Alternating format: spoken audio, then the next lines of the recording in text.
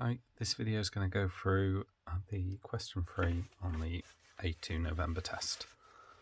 So, in question 3, we've got a reaction of hydrogen peroxide, iodine ions, and an acid, and we've then got lots of four different experiments, all using different concentrations of them, and then the rates coming out.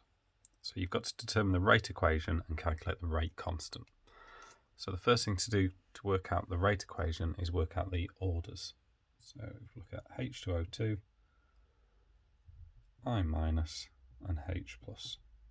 And for H2O2, what I'm going to look for on the table is to look for somewhere where H2O changes and the rest all stay the same. So if we take experiment 1, where it's 0.01, and experiment 3, where it then doubles to 0.02, between experiment 1 and experiment 3, iodide and H plus stay the same. So any impact on rate is going to be purely from H2O2. And the rate goes from 2.00 times 10 to the minus 6 to 4.00 10 to the minus 6. So we can see from this that when this doubles, this doubles. So this is first order. Then ions, we can compare 1 and 2 because the concentration doubles of iodide in there. It goes from 0.01 to 0.02, and the rate goes from 2.0 to 4.0. So again, when this doubles, so iodide ions are first order. Then for H plus ions, I'm going to compare 3 and 4 because peroxide and the iodide ions stay the same in 3 and 4, but H plus goes from 0.1 to 0.2 concentration, and the rate stays the same at 4. So that's 0 order. So we can put this into our rate equation then. So rate is going to equal K times the concentration of H2O2, first order, so to the power 1, concentration of iodide ions, first order, so to the power 1, so I can leave it blank, and the H plus concentration is going to be to the power 0.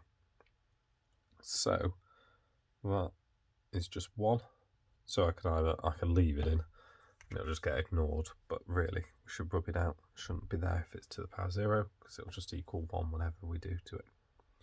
So that is then our rate equation, and you got 1 mark for that. Next part of this question is then to substitute in some values to work out K. So if we just take the first experiment, we had a rate of 2 times 10 to the minus 6.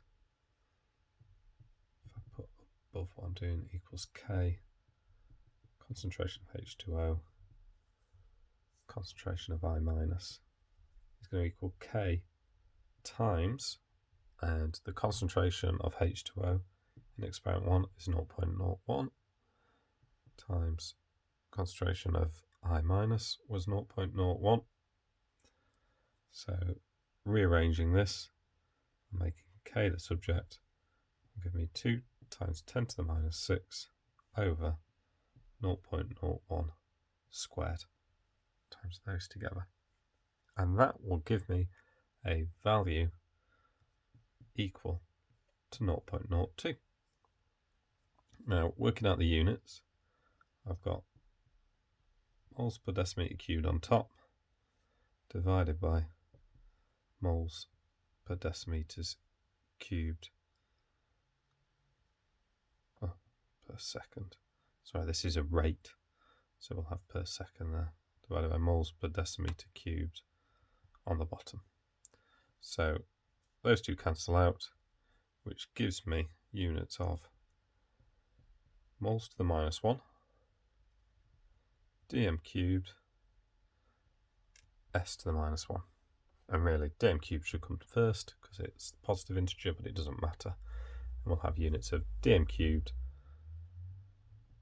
moles to the minus 1, seconds to the minus 1 for 3 marks there.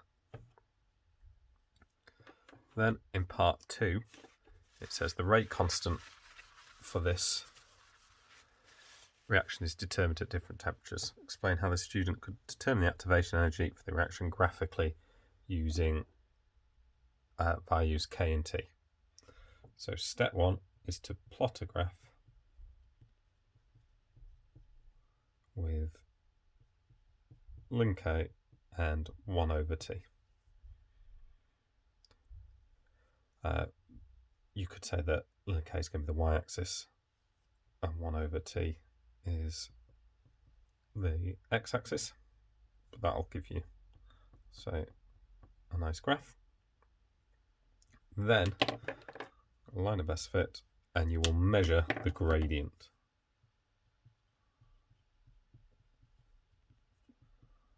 For the second mark. So you said after you plot this graph, you then measure the gradient, 1 mark, and then for your final mark, it is working out the activation energy. EA is going to equal minus R times that gradient. You may have already said gradient equals minus EA over R. So rearranging this times both sides by R and minus, we get the above for 1 mark to work out the activation energy, and that's your 3 marks.